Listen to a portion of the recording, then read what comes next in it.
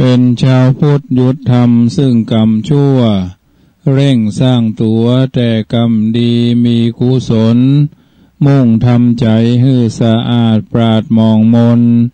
สมเป็นชนชาวพุทธสุดยอดเอ่ยเป็นมนุษย์สุดประเสริฐจิตสร้างชีวิตแต่กรรมดีมีกุศลมุ่งทำใจให้สะอาดปราดมองมนสมเป็นชนปัญญาเลิศประเสริฐเอ่ย10 นิ้วกราบแนบใต้ไหวสาปารมีธรรมครูบาอาจารย์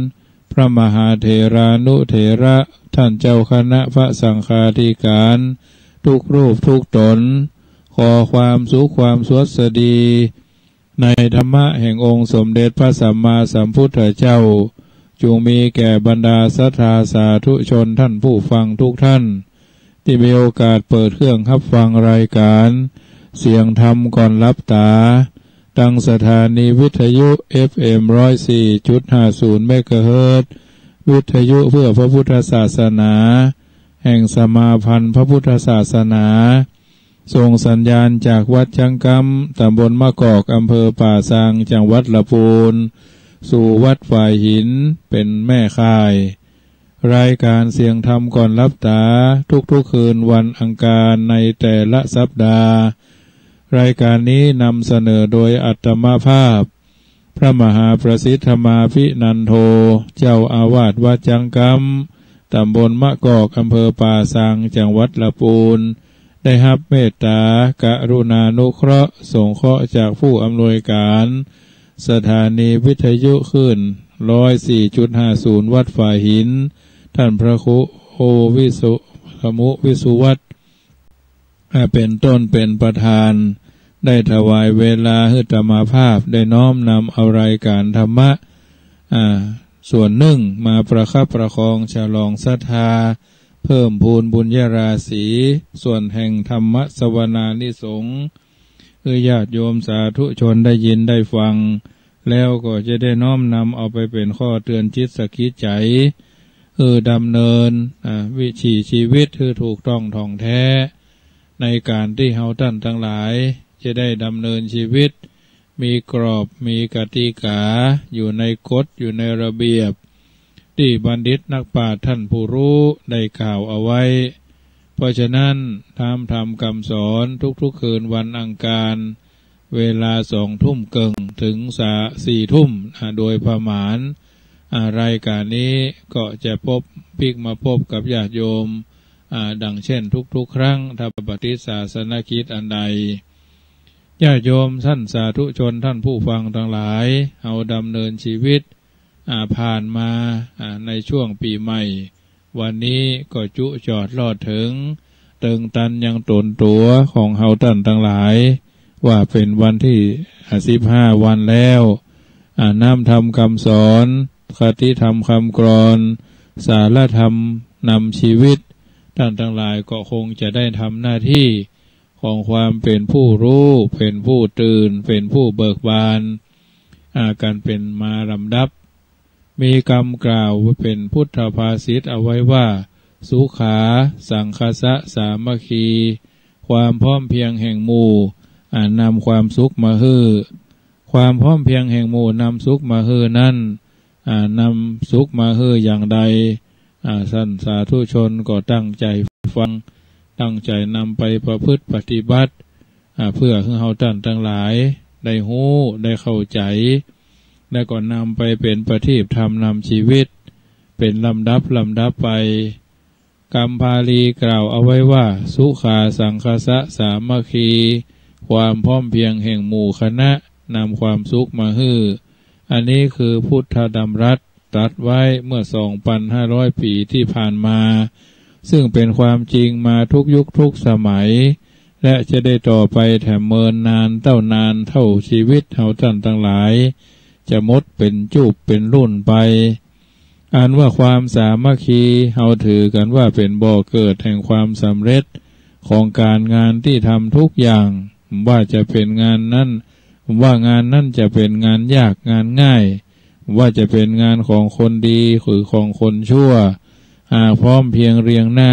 เป็นอันเสร็จได้ทุกอย่างไปความสามัคคีนี้จะต้องเริ่มที่ใจก่อนต่อไปก็ว่าที่วาจาสุดท้ายก็จะลงที่กายเป็นขั้นตอนตามลำดับไปอย่างนี้อาการทำงานถือว่าเฮาท่านทั้งหลาย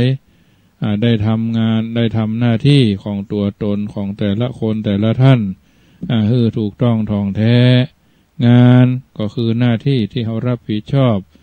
ประกอบถือว่าเป็นงานที่ทำได้โดยบ่เดือดร้อนบ่ห้อนใจการทำงานกับคนหมู่มากจึงทำงานเป็นหมู่เป็นทีมต้องอาศัยต่างคนต่างมีใจคิดหันอย่างเดียวกันอย่างที่อู้กันติดปากว่าหันพ้องต้องกันอันนั่นแหละเป็นงานที่จะเจริญก้าวหน้าเท่ากับว่างานนั้นได้สำเร็จไปเกิงหนึ่งแล้วตามความกันนี้เพราะฉะนั้นถือว่าญาติโยมสาธุชนท่านผู้ฟังทั้งหลายนำธรรมคำสอนในทางพระพุทธศาสนาเอาท่านทั้งหลายก็สามารถทำได้แล้วอย่ามองข้ามเสียเป็นอันขาดอันว่าความสามัคคีนี้ความสามัคคีเป็นสิ่งที่ทำเมื่อเราท่านทั้งหลายได้เข้าใจในสิ่งต่างๆเพราะฉะนั้นถือว่าทุกคนทุกท่านได้ทำหน้าที่ของตัวของตนให้ดีบ่ฮื้อถูกบ่ฮื้อเกิดความวุ่นวายส่วนใดส่วนหนึ่งเฮาลองพอด้วยเสียงกันแล้วก็มักจะลงเอยกันว่าใดว่ากันหรือเอาใดเอากันแต่ถ้าควบคุมสมาชิกในหมู่หันเป็นรูปร่างเป็นกิจลักษณะลงรอยกันบ่ได้งานก็จะชักจะบาราบรื่นความยุ่งยากเริ่มตั้งแต่เก้าเพิ่นมาคือผู้ที่กึดหันต่างออกไปนั่นแหละซึ่งบางทีจะนำความยุ่งยากมาถ้าหากเขามีน้ำใจสูงพอสมควรหู้จักการหู้จักชนะคะคานหู้จักยอมตามความคิดของคนส่วนมากเมื่อคนส่วนมากเขาจะเอาอย่างนี้แม้จะบ่หันตัวและบ่ร่วมมือตัวแต่ก็บ่คัดขวางอันหยังอยู่เฉยๆดูเขาไปอย่างนี้ก็บ่เป็นพิษเป็นภัยอันหยังแต่ประเภทมือบ่พายเอาเท้าไปราน้ำคือประเภทบ่หันตัวแต่จะกึดเอาชนะตั้งตนเป็นผู้คัดขวางอันเนี้ยลำบากใจกันมามากแล้วเพราะฉะนั้นหากกึดทำงานใหญ่ท่านจึงสอนหาวิธีทำให้คนในหมู่คณะมีความหันพ้องต้องกันเสียก่อนเป็นอันดับแรกอันนี้คือที่มาของโฆษณาชวนเชื่อของการหาเสียงและวิธีการอื่นๆเพื่อจูงใจกันเพื่อให้บรรลุเป้าหมายของตนส่วนความพร้อมทางวาจาดูจะบ่ยากที่จะให้เกิดมีขึ้นเพราะลองใจหันด้วยเสียแล้วก็มักจะอู้เป็นเสียงเดียวกันลำดับสุดท้ายของความพร้อมเพียงกันทางกายหรือทางการกระทำนี้รู้สึกจะยากอยู่เหมือนกันที่จะทำให้พร้อมเพียงกันได้เพราะขีดความสามารถของแต่ละคนบ่มีบ่เท่ากันห้องว่าต่างคนต่างถนัดต่างก็มีความสำคัญไปคนละอย่างหากจะมาทำงานร่วมกันก็ต้องเลือกเฟ้นเน้นเข้าหากันหรือพยายามที่จะทำเมื่อเขาท่านทั้งหลาย ชนิดที่ยอมลดหย่อนผ่อนปลนหรือยอมประสานตัวเองเข้ากันได้ดีจึงจะทำงานร่วมกันได้ดีแม้จะเป๊ะปะไปพ้องก็พอจะมีทางสำเร็จได้เล่ากันมาว่าครั้งหนึ่งปู่ทั้งหลายประชุมใหญ่กันอยู่ด้วยต้องการจะหาข้อแก้ไขในปัญหาที่ว่าเหตุไฉนหมู่ปู่จึงเดินบ่ตรงทางจึงเปิดการสัมมนาหาข้อมูลเป็นการใหญ่ในที่สุดหลังจากนั้นก็โต้กันอย่างเผ็ดร้อนก็ได้ข้อมูลอันแน่ชัดว่าที่ปู่เดินบ่ตรงนั้นก็เป็นเพราะเหตุผลเพียงข้อเดียวคือปู่มีขานักเกินไปและแต่ละขาบ่ประสานสัมพันธ์กันเวลาเดินแท้ๆเดินจริงๆใจขาเดินเพียงก้าวละ2-3ขาเท่าอันที่เหลือก็จะโยกเยกก้างเก้งกะอากาเก้งก้างเกะกะทำให้เสียแนวไปหมดข้อมูลนี้เพื่อทดสอบดูแล้วก็เป็นที่ยอมรับของบรรดาปู่ทั้งหลายแต่ก็บ่อาจจะแก้ไขได้ด้วยการเสนอให้ตัดขาที่เก้งก้างออกด้วยการใช้ขาทั้งหมดสัมพันธ์กันได้ทั้งนี้เพราะเป็นกรรมพันธุ์ที่สืบทอดกันมาเป็นบรรพบุรุษปู่ข้างกันโน้นแล้วผลการสัมมนาของปู่ข้างนั้นทำให้เกิดแนวคิดว่าแม้ว่าเราจะทำงานร่วมกันนักคนแม้จะต่างความคิดอาการลือบาหันตัวพ่องก็จะอาจจะทำงานให้บรรลุเป้าหมายได้ถึงจะดูเกะกะเก้งก้างไปพ่องกดจังมันเตอะสำคัญก็คือขอให้หู้จักประสานกันอย่างปู่ทั้งหลายคือขาปู่นั้นมีทั้งมีทั้งสั้นและยาวขาที่สั้นเมื่อถึงคราวทำหน้าที่ก็ออกแหงเต็มที่ยืดขาทรงตัวเต็มแหงแล้วก้าวไปทางหน้าขาที่ยาวก็ย่อขาลงนิดหน่อยเพื่อให้น้ำหนักลงไปอยู่ที่ขาสั้นพ่องบ่ใช่ยืนยัดเต็มเหนียวทรงตัวเต็มแหงจนขาสั้นแขวนตึงและหู้จักผ่อนสั้นผ่อนยาวประสานกันไปอย่างปู่จึงเดินไปได้คนเฮาก็ต่างก็เช่นเดียวกันเวลาทำงานร่วมกันหากหู้จักผ่อนปลนอยู่จักลดตัวลงลดความคิดหันที่รุนแรงลงและหู้จักปรับปรุงตัวขึ้นหรือพยายามปรับความคิดขึ้นเพื่อจะให้อยู่ในระดับเดียวกันกับคนอื่นพ้องก็จะทำงานด้วยความได้ด้วยกันได้โดยบรรนักแหงเช่นจะแบกเสาสักต้นหนึ่งซึ่งต้องใจคนแบกถึง10 คนเมื่อทุกคนพร้อมกันแล้วก็ออกแหงยกเมื่อยกไปบ่พร้อมกันต่างคนก็ต่างยกกันคนละ2 อึบก็บ่ยกบ่ขึ้นถ้านับ1 ถึง 10นับ1 ถึง3แล้วก็ออกแหงพร้อมกันเสาในนักนั่นก็จะถูกยกได้อย่างสบายเพราะเฉลี่ยแหงกันออกทีนี้เวลาเคลื่อนที่จักบ่ฮื้อนักแหงต้องเฉลี่ยน้ำหนักคือเบาๆกันแถมคนที่สูงกว่าต้องย่อตัวแบกนิดน้ำหนักจะได้ลงมาที่ผู้ต่ำกว่าอาจจะบ่ได้แหงอาจจะบ่ได้มีแหงนักเพราะฉะนั้นถือว่าญาติโยมสาธุชนต้องเข้าใจในส่วนนี้ไม่ใช่ช่วยกันต่างห่างคนต่างหากต่างคนต่างบ่แบ่งเบาภาระกันพ่องภัยสูงภัยใหญ่ก็ว่าแบกภาระเต็มที่ภัยต่ำภัยเตี้ยภัยน้อยก็เบาสบายไปตามนั้นแต่ผลที่จะตวยมาก็คือความบ่สำเร็จของงานและความแตกร้าวในภายหลังพระพุทธเจ้าก็ทรงยืนยันไว้ว่าความพร้อมเพรียงของหมู่คณะเป็นเหตุให้ได้รับความสุขดังนี้ส่วนการสร้างความพร้อมเพรียงให้เกิดในหมู่คณะนั่นเป็นเรื่องต้องศึกษาเพราะมีกลวิธีมากแต่ที่สำคัญแรกก็ต้องให้ความสำคัญแก่กันและกันจะต้องมีความคิดว่าแต่ละคนมีความสำคัญเสมอภาคกันหมดแม้จะบ่มาเท่ากันแต่ก็มีเสมอกันอยู่การให้ความสำคัญแก่กันและกันนั่นจะทำให้ทุกคนเกิดความภาคภูมิใจ และหันความสำคัญของตัวเองว่าตัวเองมีศักดิ์มีสีมีความสำคัญและมีส่วนร่วมในหมู่คณะโดยตรงกันข้ามถ้าในหมู่คณะมีการดูถูกเหยียดหยามกันก็คือความสำคัญแก่คนอื่นยกตัวเด่นคนเดียวหรือฝ่ายเดียวแต่กดขี่โจมตีแถมฝ่ายหนึ่งลงหันว่าตัวเองเท่านั้นที่จะต้องเป็นใหญ่คนอื่นเป็นเพียงตัวประกอบหากมีความคิดและการกระทำเช่นนี้อยู่ในหมู่คณะแล้วเชื่อเต้อว่าบัจจะบ่เมินบ่นานเท่าใดนั้นก็จะต้องแตกกันงานที่ร่วมกันทำนั้นมาตั้งแต่แรกจักบ่มีทางบรรลุเป้าหมายได้เลยลองให้ความสำคัญแก่ผู้อื่นพ้องในเวลาที่ทำงานร่วมกันเจ้านายเจ้าคณะระดับสูงขึ้นมาถึงระดับล่างอย่างน้อยๆก็ระดับเจ้าอาวาสถึงวัดหลวงวัดธรรมดาต้องมีการแบ่งงานการศึกษาการเผยแผ่การฐานะสงเคราะห์ผู้ที่เป็นหัวหน้าใหญ่ก็คือฝ่ายปกครองต้องดูแล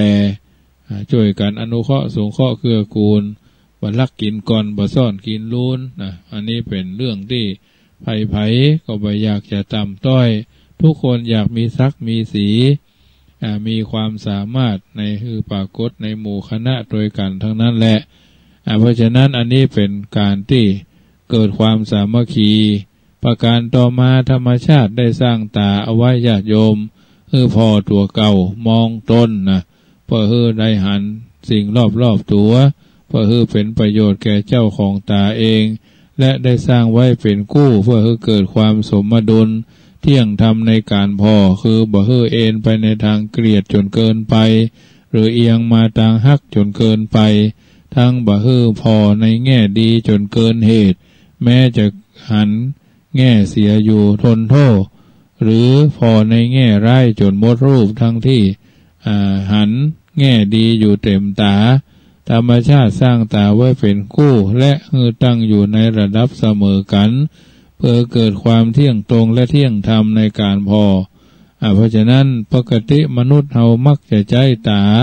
พอแต่คนอื่นพิจารณาแต่คนอื่นและมักจะหันแก่แต่ความผิดของเขาเท่านั้นทางนี้เพราะขึ้นอยู่ที่คุณภาพของจิตใจคณะพอโดยถ้าผู้พอมีจิตใจลำเอียงไปในทางที่บ่ชอบอยู่ก่อนแล้วตาก็มักจะเอ็นเอียงพอหาแต่ข้อบกพร่องของเขาส่วนเดียวพอผ่านสิ่งที่ดีเด่นของเขาไปเสียหรือหากมีจิตใจเอ็นเอียงไปในทางรักชอบมีความนิยมนับถืออยู่ก่อนแล้วตาก็จะเอ็นเอียงพอแต่ข้อดีของเขาแม้ว่าข้อดีนั่นจะมีน้อยก็หันเป็นนักแล้วนำไปพร่ำพรรณนาเสียยืดยาวแต่ข้อบกพร่องแม้จะหันอยู่ก็พอผ่านไปเสียบ่สนใจบ่เก็บเอามาคิดวิจารณ์ทำให้เกิดความผิดพลาดขึ้นในภายหลังการพอด้วยตาจึงเชื่ออันยังบ่ได้นักมักจะพลาดกันบ่อยๆแต่ถึงกระนั้นก็ตามเฮาก็ยังต้องอาศัยตาเป็นหลักในการพอดูดีเมื่อเป็นดังนี้ท่านจึงเน้นว่าเมื่อจะต้องพอก็อย่าพอแต่คนอื่นฝ่ายเดียวควรพอดูตัวเองพ้องในเรื่องนี้มีพระดำรัสของพระพุทธเจ้าอยู่ว่าบ่พึงใส่ใจถึงกรรมอู้ที่ก่อความบั่นรอนของคนอื่นบ่พึงพอดูแต่สิ่งที่เขาทำแล้วหรือยังบ่ได้ทำบ่พึงพิจารณาแต่เฉพาะหน้าที่การงานของตนเต้าอั้นว่าจะได้ทำแล้วหรือทำแล้วหรือยังเป็นความจริงญาติโยมสาธุชนทั้งหลายมีคนจำนวนบ่น้อยที่มีความสุขอยู่กับการคอยจับผิดคนอื่นเป็นโรคจิตชนิดหนึ่งหรือมีความสุขอยู่กับการจับกลุ่มนินทาชาวบ้านไอ้นั่นไปอย่างไอ้นี่ไปอย่างอันยอมเสียเวลาติดตามเรื่องราวเจ้ามาก็จุ่มกันเป็นที่นินทาว่าให้บ่มีแป้งใส่บ่ใหญ่แป้งเอาอย่างบนว่าใส่เป็นโจกเนาะเอาโจกใส่ไข่ข้าวต้มใส่เครื่องทรงยอมเสียเวลาเพื่อรอดูผลแพ้ชนะ ยอมให้เวลาฆ่าชีวิตของตนเพียงเพื่อแลกกับความสุขเล็กๆน้อยๆบางครั้งก็เป็นพ่อบ้านบางครั้งก็เป็นแม่บ้านไปนั่งจำเจ้าจุกอูกันตรงนั้นตรงนี้3 แยก4 แยกตลาดกลางพื้นกันล่างกลางขวางจุ่มกันอยู่พื้นหอพื้นเฮือนบางทีทำงานไปโดยก็บ่เป็นหยังอย่างบางท่านก็แกะบางลำไยบางท่านก็มัดหอมบางท่านก็ตอผ้าบางท่านก็เย็บผ้าบางท่านก็ย้อมผ้าอย่างทางละปูนนี่ก็มีการย้อมผ้าเนาะก็เอาหัวจู้กันละเสียมาได้เอาหัวจู้กันละโพธโธธรรมโมสังโฆญาติโยมมันตึงไปไหนแมงงนตอมมดตอมยุงคบมันตึงตบเหมือนกันสนุกปากสนุกคอเฮฮาขอให้ได้นินทาคนนั่นคนนี้นะอันเนี้ยเป็นสิ่งที่เกิดขึ้นในสังคมภัยทำอันยังที่ในหูมดนะหูมดเป็นหัวหมอนะภัยทำอันยังที่ในหูละเอียดละออเขาว่านะอย่าซ้ำยังวิพากษ์วิจารณ์ไหนว่าได้ว่าจะเป็นอย่างอันจะเป็นอย่างอี้นะเกิดขึ้นอยู่บ่อยๆอันนี้ญาติโยมสาธุชนท่านผู้ฟังทั้งหลายสังคมปัจจุบันทำอันอย่างที่ในหูละเอียดละออนะว่าบางทีบางครั้งคนเป็นอย่างนี้ทั้งตัวเป็นผู้ชำนาญการทุกๆเรื่องทีเดียวแต่ในขณะเดียวกันเรื่องของตัวเองในครอบครัวตัวเองยังยุ่งเหยิงวุ่นวายอดอยากปากแห้งนะไม่ใช่เรื่องของตัวไปคว้าขี้หูถามหานั่นแหละไหนจะเรื่องตกงานไหนจะเรื่องอาหารการกินไหนจะกล้าเข้าร่ำเรียนของลูกบ่าวลูกสาวหลานบ่าวหลานสาวซึ่งก็บ่ยังบ่ฮู้ว่าตัวเองจะหาได้จากที่ไหนปัญหานี้กลับไปนึกทองมากลับมานั่งนึกนอนตึกตองมัวไปคิดแต่เรื่องคนอื่นซึ่งก็ไม่ใช่เรื่องของตัวเองเลยมีคำกรสอนตัวสอนใจอยู่บทหนึ่งไว้เหมือนกันว่าโทษคนอื่นเฮาหันเต้าภูเขาโทษของเฮาหันเต้าเส้นขนเนี่ยโทษคนอื่นเฮาหันเต้าภูผาหรือภูเขาโทษของเฮาหันเต้าเส้นขนคำกรนี้จริงแท้ดีเดียวพระพุทธเจ้าท่านทรงสอนให้เฮารู้เฮาพอเรื่องราวของตัวเองให้นักเอาไว้แม้ว่าจะพอหันได้ยากก็ตามเพราะใจเฮาบ่ค่อยยอมรับความผิดพลาดและความบกพร่องของตัวเองนักแต่เพื่อความเจริญของตัวเองท่านว่าก็ควรทำเมื่อแล้วก็จะบาดได้คืดแก้ไขทันท่วงทีเรื่องของคนอื่นเขาจะขึ้นจ้างลงมาขึ้นดอยลอยห้อยเหาะเหินเดินอากาศก็ไม่ใช่เรื่องของเฮานะเขาจะทำอันยังเมื่อใดก็เรื่องของเขาหากว่าได้เกี่ยวข้องกับตัวเฮาก็เป็นเรื่องของคนอื่นทั้งนั้นบางทีเฮาเอาเวลาไปยุ่งกับเรื่องคนอื่นซึ่งบ่เกี่ยวกับเฮาเจ้าใดนักนะนอกจากจะเสียเวลาโดยใจเหตุแล้วยังปิกมานั่งบ่นทุกข์ใจเกิดความเดือดร้อนน้อนใจในเรื่องของเขาเสียแล้วเวรกรรมแท้ๆคนเฮาแต่คนที่พอหันความบกพร่องของตัวเองได้นับว่าเป็นคนประเสริฐเลิศหรูหาได้ยากยังมียิ่งเมื่อหันด้วยยอมรับความผิดพลาดบกพร่องอันนั้นอันนี้แล้วพร้อมที่จะปรับปรุงแก้ไขตัวเองให้ดีขึ้นยิ่งเป็นคนประเสริฐที่สุดหาได้ยากยิ่งขึ้นจัดเป็นประเภทยอดนิยมทีเดียวมีพ่อชาย2 คนเป็นเพื่อนบ้านกันญาติโยมวันหนึ่งชวนกันไปวัดเพราะเขาหันเขาไปกันขึ้นไปบนศาลานั่งฟังเทศพระพุทธนั่งฟังเทศที่พระพุทธเจ้ากำลังทรงแสดงอยู่คนหนึ่งนั่งสำรวมฟังนิ่งด้วยเกิดความเลื่อมใสส่วนแถมคนหนึ่งนั่งประนมมือฟังเหมือนกันแต่สายตาสอดสายไปทางหันทางนี้บังเอิญสอดสายตาพอไปพบชายสบายของแม่หญิงคนแก่คนหนึ่งซึ่งคงจะขอดเหรียญเอาไว้จึงค่อยๆขยับเข้าไปใกล้แต่ในที่สุดก็เกือบจะชนิดเกือบกันใกล้ชิดแต่เป็นว่าแล้วก็แก้ขอดเอาเหรียญออกมากำปานมมือไว้โดยที่แม่ยิงนั่นบ่ฮู้ตัวว่ามัวแต่นั่งฟังเทศฟังธรรมเนาะเขาปิกมานะ เขาก็ปิกบ้านด้วยความดีใจนำเหรียญนั้นไปมอบให้เมียเขาแล้วก็เล่าเรื่องให้ฟังเมียหู้เรื่องเขาแทนที่จะดอว่าผัวว่าบัดดีไปเอาของคนอื่นมากับชมเชยว่าผัวเก่งผัวข้านี่เก่งผัวเขานี่เก่งเข้าใจใช้เวลาให้เป็นประโยชน์บาเสียทีเดียวที่ไปวัดไปวาไปฟังเทศน์ฟังธรรมเนาะเงินก็ได้ไส้ก็เต็มอย่างที่เพิ่นว่านั่นแหละก็น่าจะเป็นเรื่องที่น่าคิดเหมือนกันว่าบาเสียเที่ยวภรรยาตอนแรงก็ไปตอนแรงก็ไปปะกับภรรยาของเพื่อนคนที่ไปตัวกันจึงอู้เยาะเย้ยถากถางว่า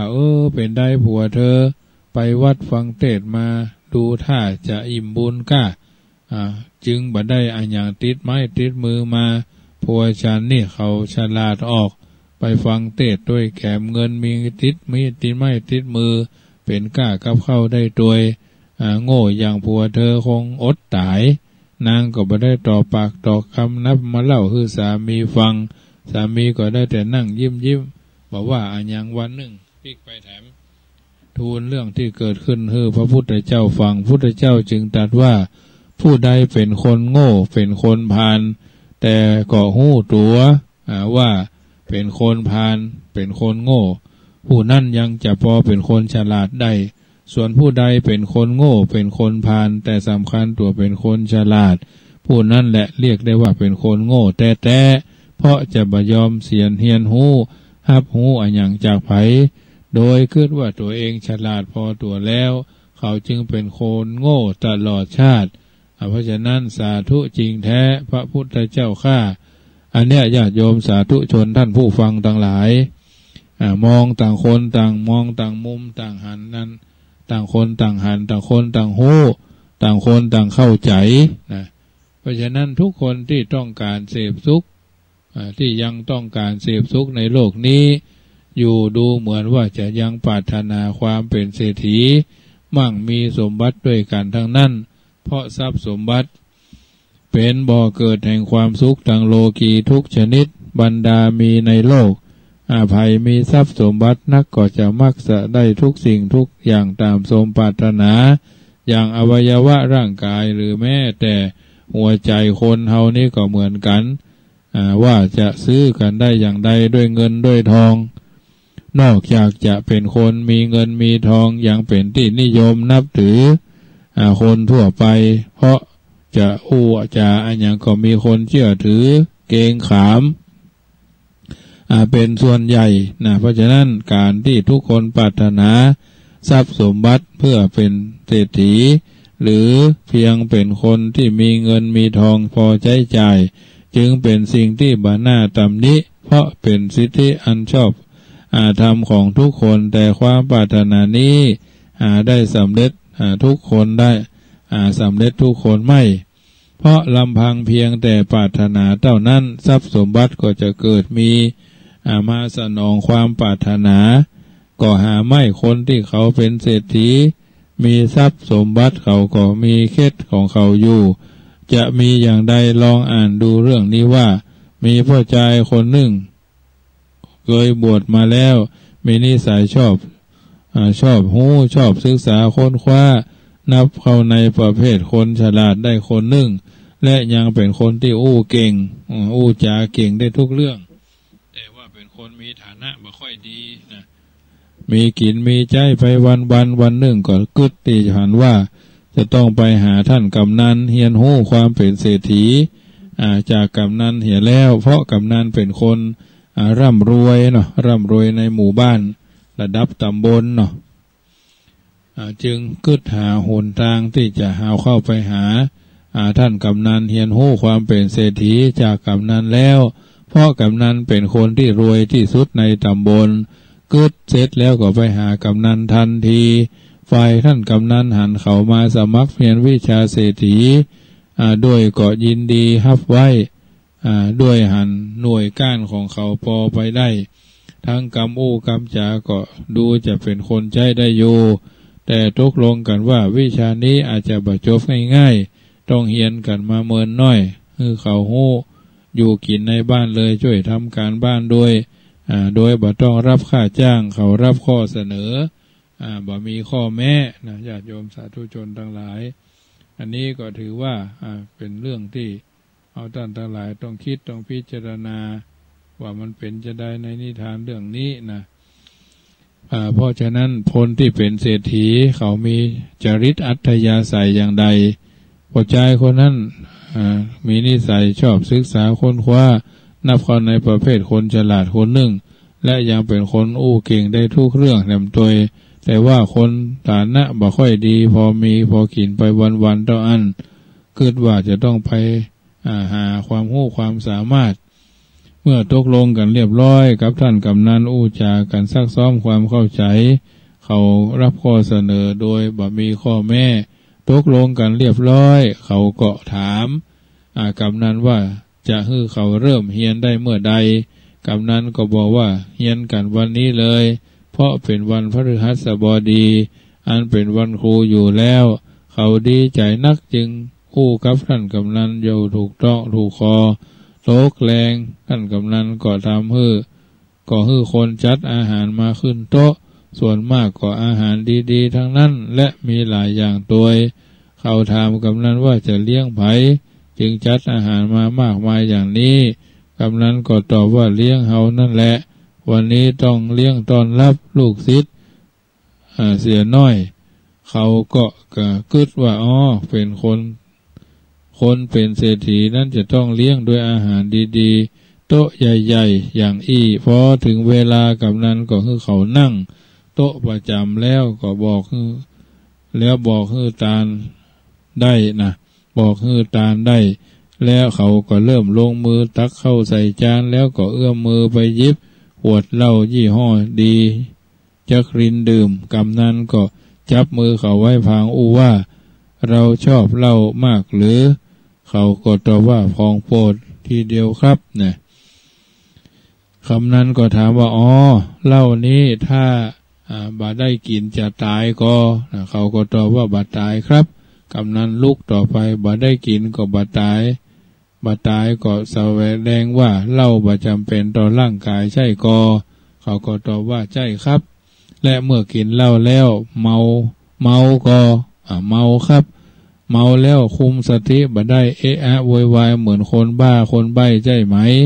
ใช่ครับเธอชอบเป็นคนบ้าหรือเป็นคนดีชอบเป็นคนดีครับกำนันก็สรุปว่าเมื่อเหล้ามันบ่จำเป็นต่อชีวิตบ่ได้กินก็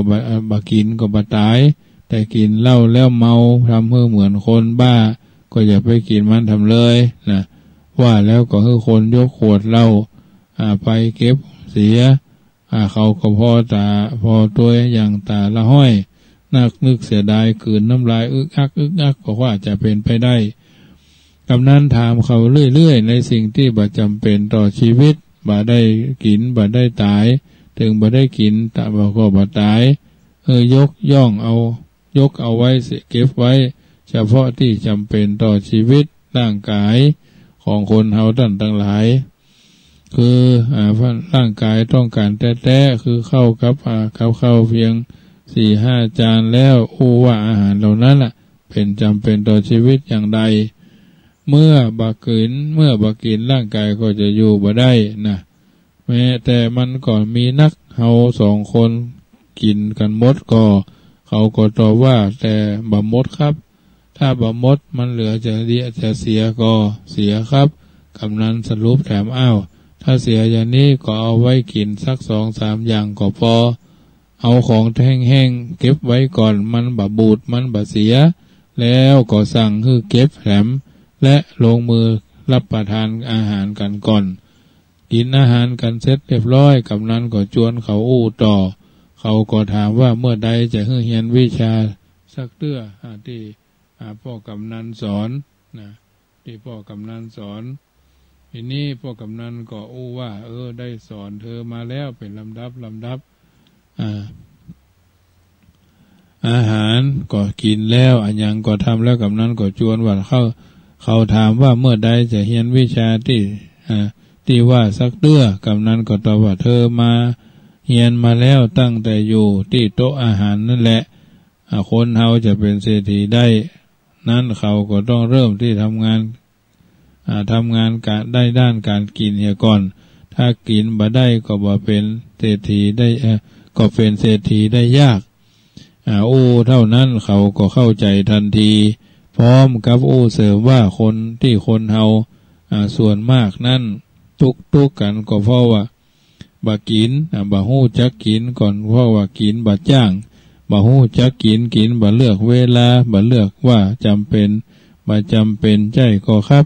กำนันตอบว่าถูกต้องที่สุดแล้วครับพี่น้องแล้วก็ห้องคนรับใจคือเอากระบุงที่สารค้างไว้มาสารต่อเขาถามว่าท่านครับที่บ้านท่านมีกระบุงมากมายก่ายกองอยู่แล้วจักเสียเวลามาสารทำไมแหมกำนันก็ตอบว่าสารเอาไว้ขายเป็นรายได้พิเศษคนเป็นเศรษฐีต้องรู้จักคุณค่าของเวลาต้องขยันทำการทำงานให้ได้พิเศษมีแม้จะเล็กๆน้อยๆก็อย่าไปดูถูกดูแคลนเมื่อทำทุกวันให้ดีเสมอต้นเสมอปลายก็จะต้องใช้เวลามันเสียเวลาหลายการหลายงานโดยเนาะมือทำไปปากไฟได้ประโยชน์เขาพยักหน้าก็เข้าใจพอมืดลงกำนันสั่งให้จุดตะเกียงทำงานและกันต่อดึกดึงได้เวลานอนเขาเข้านอนในห้องเดียวกันแต่นอนคนละมุ้งเมื่อเขาเข้ามุ้งเรียบร้อยท่านกำนันก็ตบก่อนดับตะเกียงทันทีเขาจึงถามว่ารีบดับตะเกียงทำไมครับผมอยากจะกับท่านต่อท่านกำนันบอกที่รีบดับเพราะป้องกันไฟไหม้มุ้งบางทีเฮาเผลอกลับไปหามือเท้าไปหักมือเท้าไปดูไปถูกเตะแต่ตะเกียงเข้ามันก็จะล้มไฟก็จะไหม้มุ้งไหม้บ้านเอาเมื่อประการหนึ่งเป็นการประหยัดโดยการนอนกันบ่จำเป็นจะต้องมีไฟมืดก็กันได้นี่คือวิชาเศรษฐีนะเธอจำไว้ต้องประหยัดและมีสติทุกเมื่อกำนันเงียบเสียงเขาก็คิดว่ากำนันคนนี้เป็นคนรอบคอบแท้แต่ยังหู้บาดเต้าเฮาเตื้อหู้นักกว่านึกแล้วก็ทำตามที่หู้ทันทีกำนันได้ยินเสียงกุ๊กกักจากมุ้งของเขาจึงห้องทักว่าเธอทำอะไรนอนบัดรับหรือกานอนบัดรับนอนบัดรับหรือไม่เขาตอบว่าเปล่าครับผมกำลังจะถอดเสื้อผ้านอนถอดทำไมกำนันก็ถามว่าเขาตอบว่าธรรมดาผ้าเขามีไว้เพื่อปกปิดร่างกายและอวัยวะที่ควรปกปิดในตอนกลางวันเพราะมีคนหันตอนนี้บ่มีไผหันแล้วเฮาจะนุ่งกันทำไมแก้เก็บไว้เสียมันก็จะดีบ่ยับบ่เก่าง่ายๆใจได้เมินทั้งบ่เหม็นสาบโดยผมคิดอย่างนี้ครับจึงได้ถอดเสื้อถอดกางเกงนอนรุ่งขึ้นกำนันห้องเขามาพบแต่เช้าแล้วบอกว่าเธอเมื่อเรียนจบหลักสูตรแล้วเธอหู้นักกว่าฉันเสียแถมตัวได้ซ้ำไปบางอย่างฉันก็บ่หู้และบ่เคยทำเลยเธอกับหู้และเข้าใจในเรื่องจริงๆด้วยเธอหู้ทุกสิ่งทุกอย่างดีแต่เธอขาดอย่างเดียวก็คือบ่ทำตามหน้าที่ที่เธอหู้เท่านั้นหู้นักแต่บ่ทำตามหรือที่เธอหู้และทำตามที่มันจะเกิดอะไรยังขึ้นเวลานี้เธอได้พบปะครับการพบปะกันแล้วเธอไปบ่ได้จึงจำว่าวิชาเศรษฐีนั้นมีเคล็ดลับอยู่นิดเดียวนั่นก็คือหู้แล้วต้องทำตามที่หู้เท่านั้นแหละก็จะเกิดประโยชน์โสธีผลเป็นมงคลแก่ตัวแก่ตนทั้งตนตัวเฮาท่านทั้งหลายได้เข้าใจและก็นำไปเป็นข้อเตือนจิตสักขีใจบาผิดพลาดบาคาดเคลื่อนอาจจะความเป็นจริงเพราะฉะนั้นถือว่าหู้แล้วต้องทำตามที่หู้เป็นความจริงคนฉลาดนั้นย่อมเรียนหู้อย่างได้ง่าย เข้าใจอันยังได้ง่ายส่วนนักบะทำตามที่ฮู้และคนส่วนมากก็มักจะฮู้อันอย่างดีๆโดยกันทั้งนั้นการที่จะร่ำจะรวยมีเงินมีทองต้องขยันประหยัดอย่างนี้ก็ฮู้อยู่การดื่มสุราการเที่ยวเตะเตะบดีการเล่นการพนันก็บดีบาขี้ข้านก็บดีนะอย่างนี้ก็ถือว่าดังทำประพฤติยังประพฤติกันอยู่ทำแล้วก็เลิกบ่ได้เพราะบ่ยอมเลิกดีทุกอย่างว่าความชั่วอย่างใดแต่ก็ยังทำกันอยู่เรื่อยไปเชื่อกันอย่างนี้เข้าตำราที่ว่ารู้ดีแต่ทำไม่ได้ผิดสูตรไปครั้งหนึ่งแต่เมื่อทำบ่ได้เป็นเศรษฐีมีเงินมีทองตามปรารถนากันได้อย่างไรเท่าที่เท่าที่พี่น้องเอ๋ยนะอันนี้เรื่องของวิชาเศรษฐีแล้วก็มองตนมีภาษิตไทยบทหนึ่งว่าน้ำขึ้นให้รีบตักนับเป็นภาษิตเตือนใจเฮาท่านได้อย่างดีในการทำงานเพราะการทำงานทุกอย่างต้องรีบเร่งและรวดเร็วทันต่อเหตุการณ์ทันต่อเวลารีบเร่งและรวดเร็วทันต่อเหตุการณ์ทันต่อเวลาหากชักช้ายืดยาดอืดอาดบ่ทันการบ่ทันคิดและบ่ทันกินเจด้วยกันจะกลายเป็นจ้านักน้ำลงจักหมดต่าง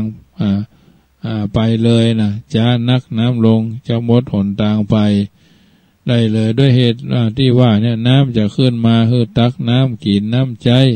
นั่นก็เพื่อจะฮือ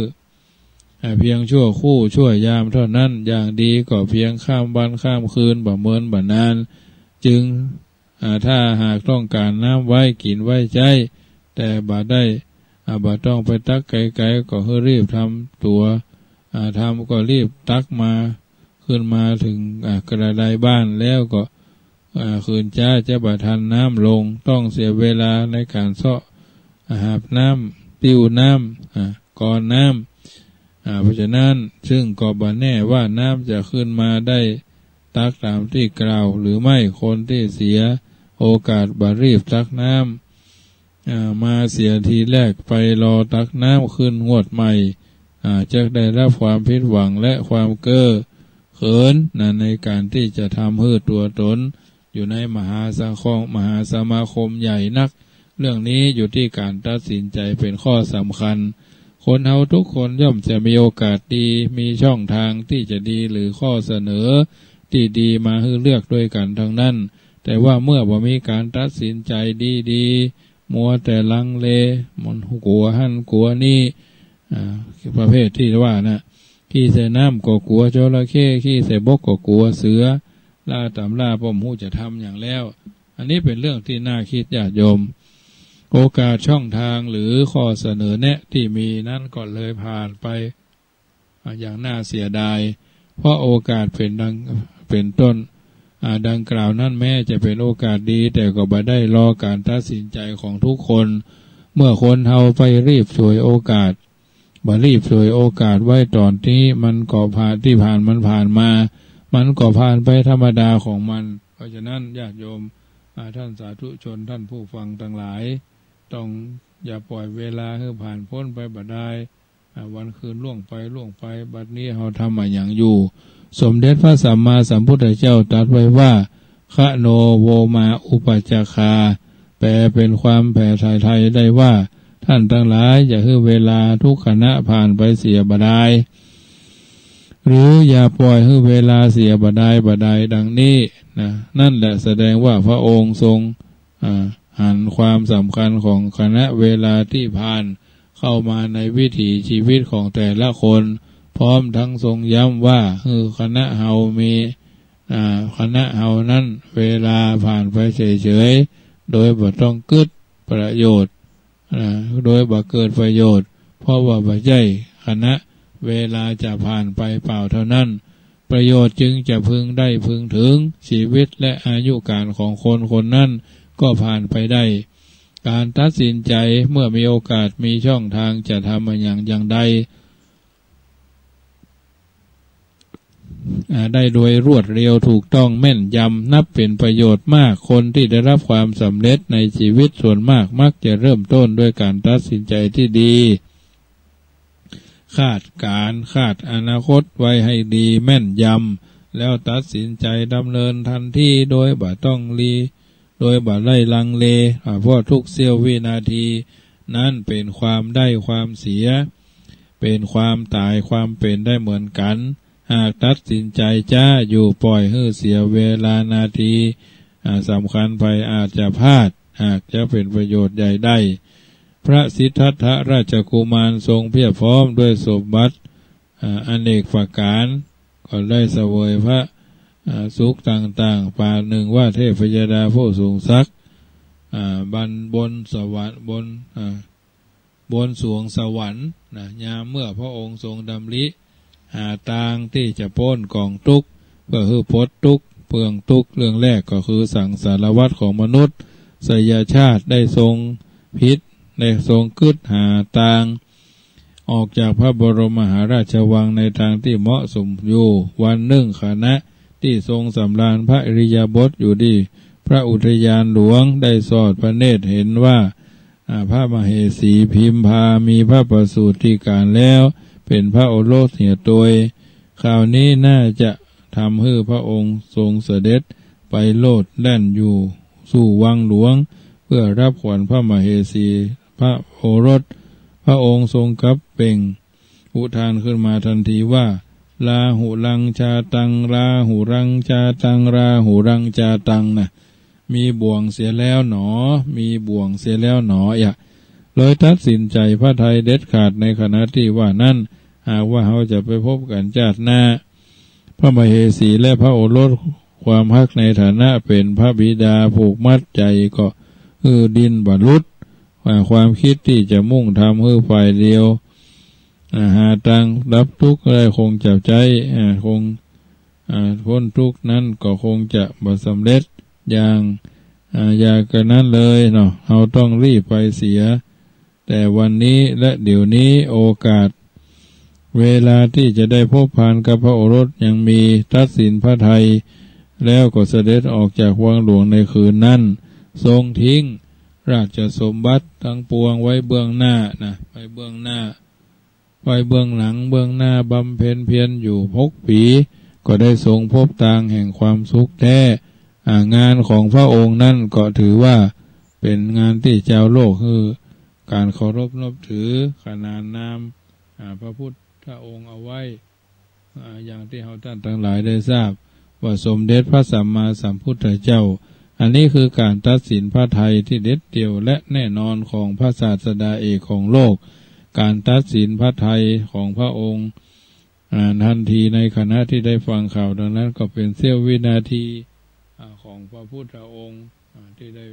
ประพฤติกันมาเป็นยุคเป็นสมัยเข้าใจในสิ่งเหล่านี้แล้วก็จะสามารถทำให้หากพระองค์บัดตัดสินด่วนพระทัยอย่างอี้แล้วก็คงจะบัดเจริญก้าวหน้าด่วนตัดสินพระทัยตกลงพระทัยออกบวชในวิธาทีนั้นแต่กับเสด็จเข้าวังหลวงพบพระมเหสีโอรสเสียก่อนการทั้งหลายอาจจะกลับกลายเป็นอย่างอื่นจากที่เฮาฮู้กันเป็นปกติเพราะฉะนั้นคนหากฮักที่จะดีมีต่อกันขนาดแจ่มใสแจ่มแจ้งต้องการความเจริญก้าวหน้าในชีวิตอย่างแท้จริงเครื่องมือสำคัญในที่จะต้องสร้างขึ้นมาโดยบ่ต้องลงทุนก็คือการตัดสินใจการตัดสินใจก็สำคัญเหมือนกันแต่ต้องเป็นการตัดสินใจชนิดเดียวที่เร็วที่สุดถูกต้องแต่ละและเด็ดขาดความผิดพลาดจึงได้ความผิดพลาดจึงบ่มาแต่การตัดสินใจให้ได้ดังนั้นก็จะต้องจะต้องฝึกหัดขัดเกลาหัดทำบ่อยๆโดยให้ใช้สติปัญญาและไหวพริบปฏิภาณเข้ามาช่วยรวมทั้งต้องมีประสบการณ์ดีพอสมควรเพราะสติปัญญาที่มีอยู่แม่แจ่มเหลือไว้แต่ขออาจจะชักช้าถ้ามีไว้มีไหวพริบปฏิภาณ และมีประสบการณ์ในการจัดกิจกรรมเหล่านี้ก็จะได้มีโอกาสตัดสินใจร่วมกันบ่ผิดพลาดคลาดเคลื่อน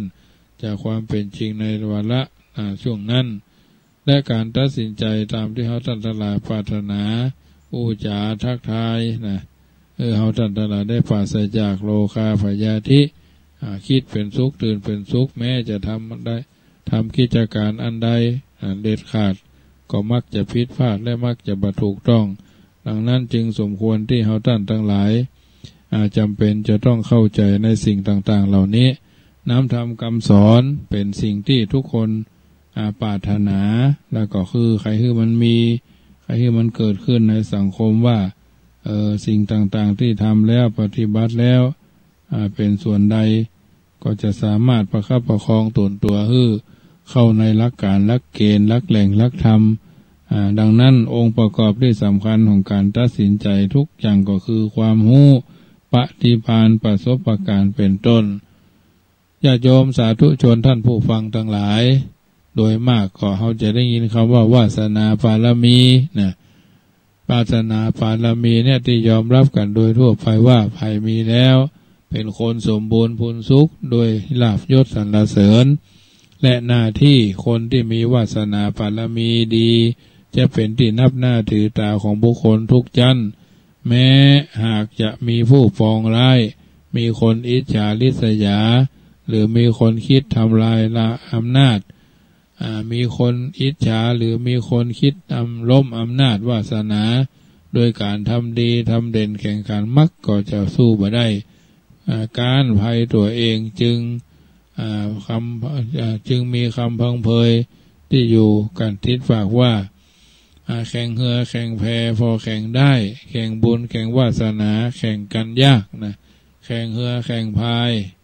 แข่งเหือแข่งแพแข่งกันได้แข่งบุญแข่งวาสนาแข่งกันยากวาสนานั่นหมายถึงความดีงามที่ได้เคยสั่งสมกันมาไว้เมินเคยพอกพูนกันมาเป็นเวลาเมินเป็นบารมีที่สมบูรณ์เต็มที่สามารถสนองผลเป็นบารมีที่สมบูรณ์เป็นผู้ทำฝั่งถึงฝั่งแห่งความสมปรารถนาทุกประการทั้งบ่ฮู้จักหมดเสี่ยงไปหมดเสี่ยงไปง่ายๆเหมือนกับการใช้เงิน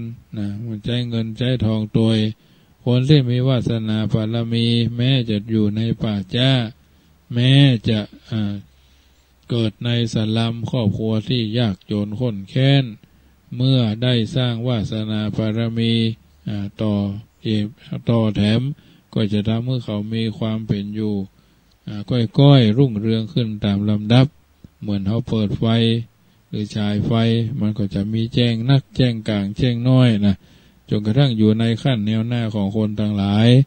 ในทัศนะทางพระพุทธศาสนาสาธุชนท่านผู้ฟังทั้งหลายครูบาอาจารย์ทุกรูปพระพุทธเจ้าทรงสอนว่าวาสนาบารมีนั้นเอาสามารถสร้างขึ้นมาได้ทำให้เกิดแก่สัตว์แก่ตัวแก่ตนวิธีสร้างวาสนาบารมีก็คือปฏิบัติตนให้มีคุณธรรม3ประการครบถ้วนคุณธรรม3ประการนี้จะหลอมตัวกลายเป็นวาสนาบารมีทำให้ผู้นั้นคนทั้งหลายมีวาสนามีบารมีในการที่จะสร้างในการที่จะเสริมในการที่จะเติมให้ก่อเกิดประโยชน์โสติผลเป็นลำดับไปเพราะฉะนั้นถือว่าวาสนาบารมีที่เฮาท่านทั้งหลายทราบดีเข้าใจกันดีก็คือเป็นสิ่งที่เฮาท่านทั้งหลายจะต้องยอมรับเป็นภาษาพระพุทธเจ้าว่าปุเพกตปุญญาตา1ปัปปุปฏิรูปเทสวาสะ2อัตตสัมมาปณิธิ3นี่3ข้อ3ประการเนี่ย1อัตปุเพกตปุญญาตาได้แก่ความเป็นผู้สร้างความดีไว้แต่ก่อนข้อนี้จัดเป็นวาสนาเก่าเบื้องต้นที่มีเป็นมาแต่แรกคำว่าก่อนในที่นี้แยกเป็น2ระยะคือในชาติก่อนกับในวันก่อนของชาตินี้ความดีสร้างไว้ชาติปางก่อนเช่นคนเคยทานมานักเคยรักษาศีลมานักเคยอบรมจิตใจมานัก ย่อมสนองผลคือทำตั้งแต่เกิดใหม่ๆเลยทีเดียวเช่นทำเพื่อเกิดตระกูลร่ำรวยมั่งคั่งทำเพื่อมีรูปร่างหน้าตาดีนะสมประกอบมีสติปัญญาดีสมองดีคนประเภทนี้ย่อมได้เปรียบคนอื่นเกิดมาก็ดีเลยประเภทที่ห้องว่าเกิดมามีบุญเกิดมาดีเพราะว่ามีบุญนั่นแหละส่วนความดีที่สร้างไว้แต่วันก่อนในชาตินี้หมายถึงเมื่อเกิดมาเป็นคนแล้วบ่ได้ประมาทตัวมัวเมาในชีวิตคือว่าตัวเองได้มีบุญมาเกิดแต่ก็ตั้งใจทำความดีต่างๆคือชีวิตในวัยละอ่อนก็ควรศึกษาหาความรู้ในวัยรุ่นวัยสาวก็มันหาทรัพย์สมบัติทุนสำรองหู้จักประหยัดกระเม็ดกระแม่นักก็เอาเบาก็สู้ยากลำบากหัวหกคนควิดแล้วมาแล้วแต่ต้นคนเช่นนี้เรียกว่าได้ทำความดีมาแต่วันก่อนจึงจักสั่งสมอบรมให้ประสบการณ์มีความรู้มีความสามารถมีปฏิภาณไหวพริบรอบตัวคนที่มีบุพเพกตปุญญาตาครอบงำสองระยะคือทั้งในความดีและเก่าคือทั้งความดีเก่าในชาติฝั่งก่อนและความดีใหม่ในชาตินี้วาสนาบารมีนั้นก็พอจะยกก็จะเป็นหลักประกันชาตินี้ชาติหน้าได้ในเบื้องต้นชีวิตเบื้องต้นได้ว่าย่อมจะมีโอกาสก้าวหน้าได้นักนะ2ปฏิรูปประเทศวาสะก็คือหมายถึงการได้อยู่ในถิ่นที่เหมาะสมอันนี้จัดเป็นข้อสำคัญในอันที่จะสร้างเสริมวาสนาบารมีเหมือนกันคนเฮาแม้จะมีวาสนาบารมีเบื้องต้นคือบุพเพกตปุญญาตาดีมาแล้วแต่บ่อยู่ในสถานที่บ่เหมาะสมแต่อยู่ในสถานที่บ่เหมาะเสียก็รุ่งเรืองได้ยากเช่นแม้เป็นบัณฑิตอยู่ในป่าเขาก็รุ่งเรืองบ่ได้พ่อเป็นพ่อค้าเก่งแต่ป่าไปอยู่ในสถานที่ทำเลห่างไกลความเจริญพ่อค้านายขายก็ลำบากเช่นเดียวกันก็เจริญในการค้าบ่ได้เป็นข้าราชการแม้มีมันสมองเป็นเลิศแต่ว่าอยู่ในตำแหน่งที่ตันก็เป็นใหญ่เป็นโตได้ยากเพราะฉะนั้นการได้อยู่อาศัยในสถานการณ์ปัจจุบันในสถานการณ์ที่ดีที่เข้าใจในสิ่งเหล่านี้ก็ถือว่าเอาท่านทั้งหลายจำเป็นจะต้องเข้าใจในสิ่งเหล่านี้ในการที่จะทำตัวทำตนชัดว่าเป็นวาสนา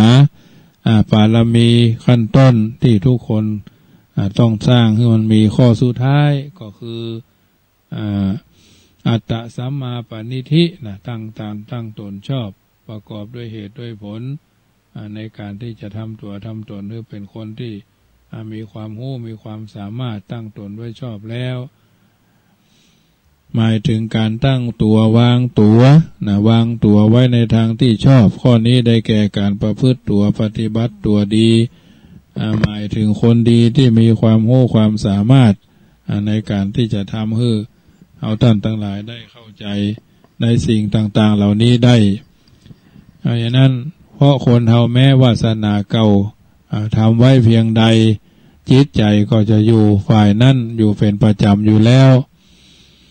แม้หากวาสนาเก่าบดีนักแต่การประพฤติดีปฏิบัติชอบยึดมั่นอยู่ในศีลธรรมบ่หวั่นไหวไปตามอำนาจของสิ่งยั่วยุในทางโลกมากนักคนข้อนี้ก็จะทำให้เป็นคนมีวาสนาบารมีได้รวมความว่าทุกคนมีโอกาสสร้างวาสนาบารมีได้พอๆกันแม้จะบ่เทียมเท่าหรือบ่เท่าเทียมกันก็ตามวาสนามีข้อต้นเฮาบ่อาจจะสร้างไว้ได้เพราะมันผ่านมาแล้วแก้ไขอันยังว่าได้ก็จริงทุกคนทุกท่านมีวาสนามีบารมีเหมือนกันคุณธรรมส่งเสริมวาสนาบารมีถึง2ข้อเฮาสามารถ ทำได้ในชาตินี้และเดี๋ยวนี้นอกเสียจากว่าเขาเป็นคนบ่ต้องการวาสนาบารมีได้เท่านั้นละอ่อนจากบ้านนอกเป็นนายเป็นรัฐมนตรีคนที่พัดถิ่นมาแต่มาถิ่นมามีแค่เสื้อหมอนผืนใบเข้ามีผืนมีเสื้อผืนหมอนใบเนาะกลายเป็นเศรษฐีใหญ่คนรับใช้กลายเป็นข้าราชการกลายเป็นพระคนรับใช้กลายเป็นราชามหาเศรษฐีอภิมหาเศรษฐีมากต่อมากแล้วตัวอย่างมันก็มีอยู่แล้วบ่ฮือเชื่อเรื่องวาสนาบารมีได้อย่างใดเพราะฉะนั้นญาติโยมท่านสาธุชนท่านผู้ฟังทั้งหลายรายการเสียงธรรมก่อนรับตาธรรมาภาพพระมหาประสิทธิ์ธรรมาภินันโทสำนักวัดจังกำตำบลมะกอกอำเภอป่าซางจังหวัดละปูนได้อธิบายลำดับลำดาน้ำธรรมคำสอนให้ญาติโยมได้ฟังแล้วถือว่าเป็นอาหารใจในการดำเนินชีวิตของเฮาท่านทั้งหลายงานคือชีวิตคืองานบันดาลสุขทำงานเพื่อสนุกเป็นสุขเมื่อทำงานยอมรับความจริงบ่เป็นคนนิ่งอยู่กับที่พอโลกในแง่ดีดำเนินชีวิตตามแนวทางสายกลางเฮาจะมีชีวิตอยู่ในสังคมนี้ด้วยการครองตนได้อย่างปลอดภัยครองคนได้อย่างชื่นใจครองงานได้อย่างก้าวหน้าและก้าวไกลตามปณิธานที่เฮาเองได้ตั้งเอาไว้หรือวาดหวังเอาไว้เพราะฉะนั้นทำวันนี้คือดีบ่ต้องรอจนฟ้าจะสดใสห่วงและกำลังใจอยู่ที่ตัวเฮาทุกคนทุกท่านชีวิตเหมือนเรือน้อยล่องลอยอยู่ต้องต่อสู้แรงลมประสมคลื่นต้องทนทานหวานสู้อมขมสู้กลืนต้องจำฝืนสู้ภัยไปทุกวันเป็นการง่ายยิ้มได้บ่ต้องฝืนเมื่อชีพชื่นเหมือนบรรเลงเพลงสวรรค์คนที่ควรชมนิยมกันต้องใจมั่นยิ้มได้เมื่อภัยมาการดำเนินชีวิตตามทางสายกลางญาติโยมสาธุชนท่านผู้ฟังทั้งหลายธรรมะคือหน้าที่คือชีวิตแม่น้อยแม่นิดควรรักษาหน้าที่นั้นสำคัญกว่าหน้าตาหน้าที่ปลายชีวิตรอดและปลอดภัยหน้านอกบอกความงามหน้าในบอกความดีหน้าที่บอกความสามารถคนโง่คนฉลาดรู้ได้จากการทำหน้าที่ทุกคนต้องทำหน้าที่ต้องรู้หน้าที่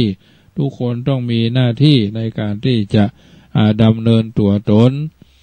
จนถึงที่สุดเราจะทำอะไรอย่างเป็นอะไรอย่างนั้นบ่สำคัญอยู่ที่ว่าเป็นให้ดีที่สุดทำให้ดีที่สุดในเรื่องนั้นๆซึ่งในเรื่องนี้ท่านผู้รู้ได้ประพันธ์เป็นคำกรสอนใจเอาไว้อย่างน่าสนใจว่าแม้ไม่ได้เป็นเช่นกุหลาบหอมก็ยอมเป็นเพียงระดาขาวแม้ไม่ได้เป็นดวงจันทร์อันสกาวจงเป็นดาวดวงแจ่มอาแรมตาแม้ไม่ได้เป็นหงส์ทนงศักดิ์ก็ขอรักเป็นโนรีที่หันษาแม้ไม่ได้เป็นน้ำแม่คงคาจงเป็นธาราใสที่ไหลเย็นแม้ไม่ได้เป็นมหาหิมาลัยจงพอใจจอมปลวกที่แลเห็นแม้ไม่ได้เป็นวันพระแม้ไม่ได้เป็นวันพระจันทร์อันเดือนเพ็ญก็จงเป็นวันแรมอันแจ่มจางแม้ไม่ได้เป็นสนต้นระหงจะเป็นพงต้นอ้อสะบัดไม่ขาดขวางแม้ไม่ได้เป็นนุชสุดสะอางจงเป็นนางที่ไม่ใช่ไร้ความดีอันจะเป็นอะไรนั้นไม่แปลกย่อมผิดแปลกก็ดีงามตามวิถีประกอบกิจบำเพ็ญให้เด่นดีสมกับที่ตนเป็นเช่นนั้นนะเพราะฉะนั้นเป็นอะไรอย่างก็คือเป็นที่ดีที่สุดว่าจำเป็นว่าจะต้องได้เป็นนายกว่าต้องเป็นรัฐมนตรีเป็นอะไรอย่างก็ได้แต่ขอให้เป็นคนที่ทำหน้าที่เพื่อหน้าที่ทำหน้าที่เพื่อความดีที่สุดรอดแล้วพอใจในสิ่งที่ตัวมีพอดีในสิ่งที่ตัวได้ถือว่าเป็นโชคดีที่สุดพอใจในสิ่งที่ตนบ่มีบ่พอดีในสิ่งที่ตนได้เป็นคนโชคร้ายที่สุดพระพุทธเจ้าตรัสไว้ประโยคหนึ่งว่าสันตุถีปะระมังทานังค ความสันโดษเป็นยอดทรัพย์ความบ่พอจนเป็นคนเข็นพอใจแล้วเป็นเศรษฐีมหาศาลทุกถึงนอกทุกถึงในบ่ได้การจุงริอ่านแก้จนเป็นคนพอเพียงพอดีพอประมาณคือภูมิต้านทานกันว่ากันความภูมิต้านทานกันความทุกข์ญาติโยมสาธุชนท่านผู้ฟังได้ยินได้ฟังแล้วก็คงจะนำเอาธรรมะสาระเตียตมาภาพอธิบายยกญาติโยมได้ยินได้ฟังแล้วก็คงจะเป็นประทีปดวงสำคัญนำจิตนำใจให้เฮาท่านทั้งหลาย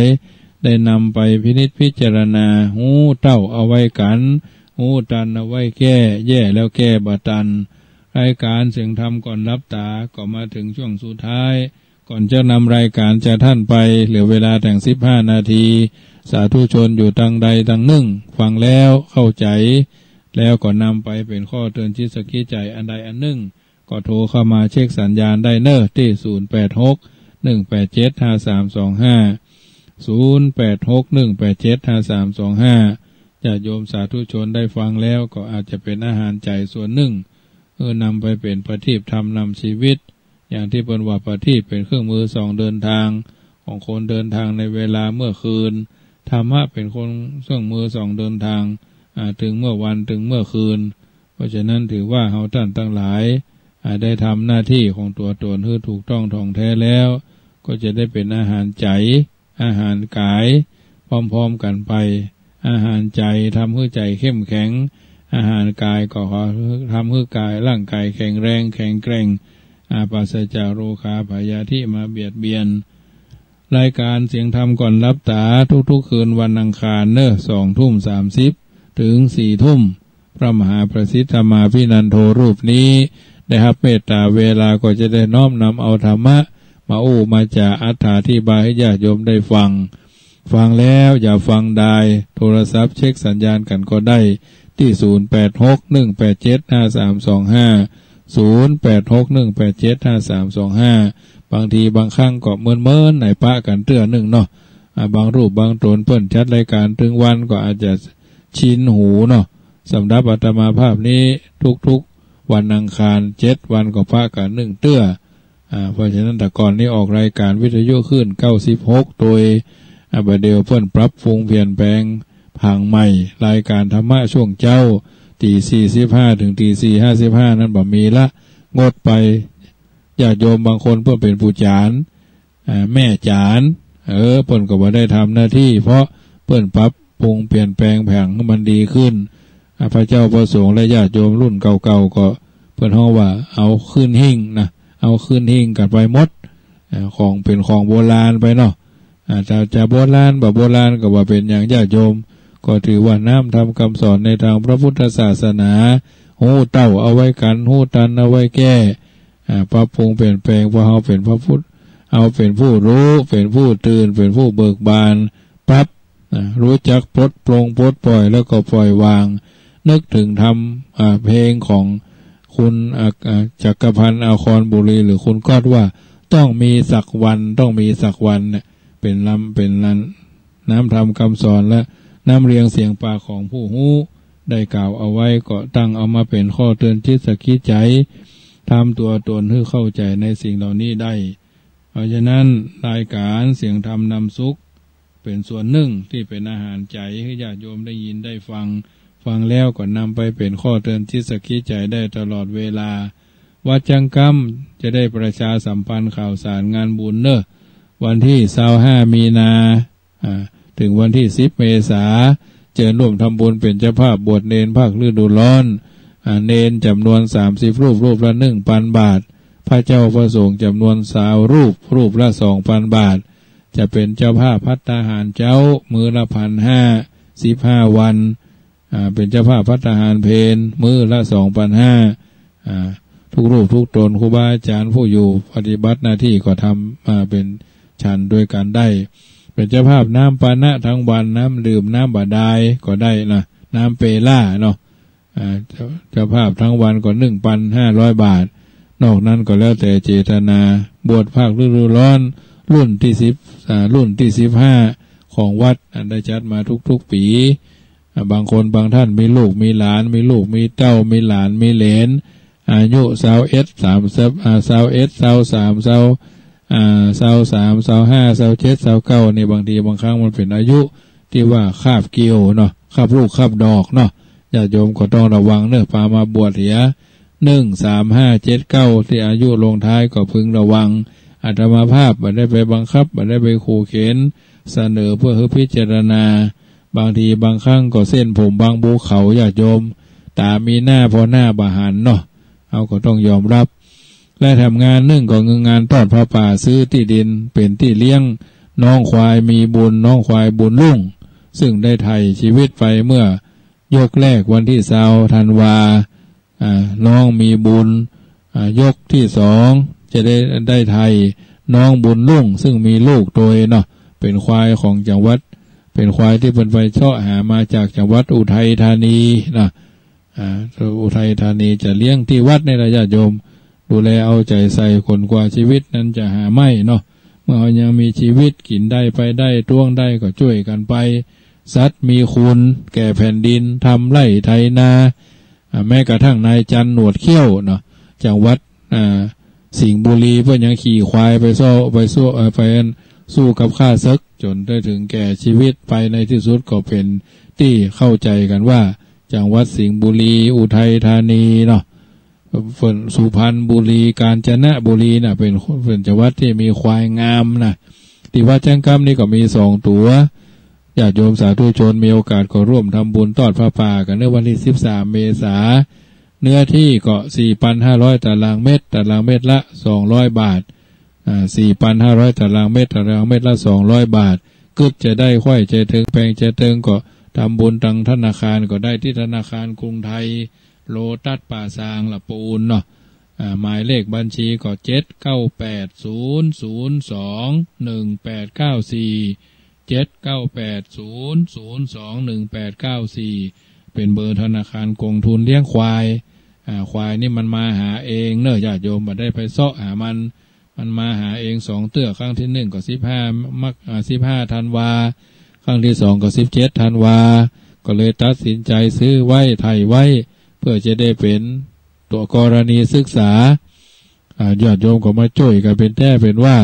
ทางนี้ทางนั้นก็จะได้จัดหาที่อยู่คือเขายังสัพยะเนาะสัพยะสบายตามสไตล์ควายเนาะเพราะควายเป็นสัตว์มีคุณถ้าเขาบัดได้เอาใจใส่บัดดูแลมันก็บางทีบางครั้งก็คงจะเป็นลาบเป็นซ่าเป็นแกงอ่อมไปแล้วนะเพราะฉะนั้นพ่อแม่ญาติโยมสาธุชนที่อยู่ทางบ้านทางเชียงใหม่ทางหลับปูนทางฟังขึ้นอัน104.50ของวัดฝ่ายหินพี่น้องในเมืองเชียงใหม่ว่าเคยหันควายก็มาพอได้เนอะใกล้ๆกับวัดพระพุทธบาทตากผ้าวันที่13 เมษายนจัดหาที่อยู่คือเขาอย่างสบายเนาะเพราะฉะนั้น 4,500 ตารางเมตรตารางเมตรละ200นะสตางค์200ถือว่าเป็นเศษสตางค์ของท่านเนาะ